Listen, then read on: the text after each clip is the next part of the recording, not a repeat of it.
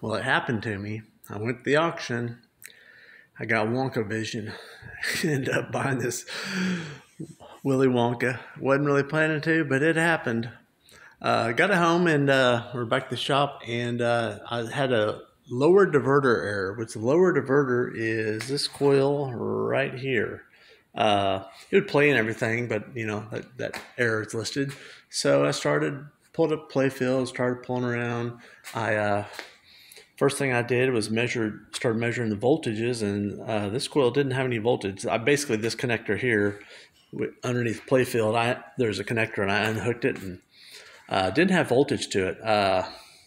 So these pink lines here, they run 3 other coils. There's 3 magnets underneath the playfield. None of them had power either. So basically it's this whole bundle of pink lines here. None of those were getting power.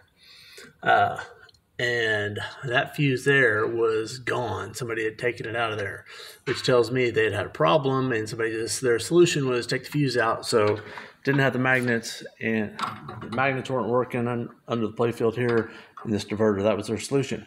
Not a very good solution, so I want to make sure I fix it right. So measured resistance on these 3 coils here, measured them. They were all 5 ohms, which is good. Anything big more than 2 and less than, say, 20 or 30 is probably going to be fine, or even less than 50. Basically, anytime you have a bad coil, it's almost always going to be 0 ohms, which is basically a dead short, or what my meter will say OL, overload, or over limit, which means no continuity at all. So almost anything in between there is going to be fine. This coil, was right there, it was really strained, and that was my clue. So I measured continuity at the end of these 2 wires here, the connector, and I was measuring 4.6. Pretty typical. Just by chance. Oh, and by the way, this thing was really tight underneath there. It was zip tied underneath there. I had a buddy of mine that had told me that he had had troubles with the JJP with some of the cabling zip tied too tight, and this one was really tight. By chance, I happened to get the multimeter. Oops, sorry for causing you nausea. Got my multimeter, and I measured it right here. It's like this. Just imagine those are touching. And when I measured up here, I've got 0 ohms, dead short.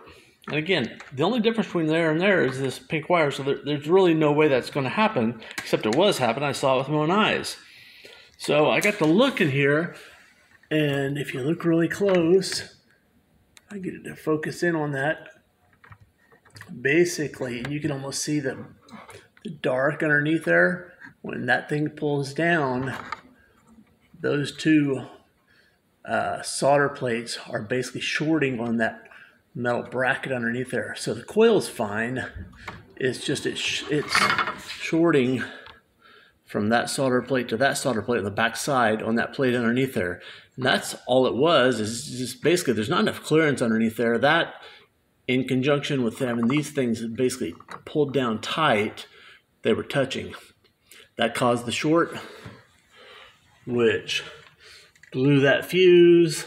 The techs out in the field wants to get this thing playing again. They yanked the fuse out. The magnets don't work, not a big deal. This game will play fairly well without this. But anyway, it's going to be a simple fix. Pull this out and raise it up a little bit, and should be good. Because all the parts are good. The coil's fine. It's just that it's shorted out there. So simple fix. I was happy to find that. It's not something complicated, not going to cost me any money other than the time it took to find this, and that wasn't actually too long.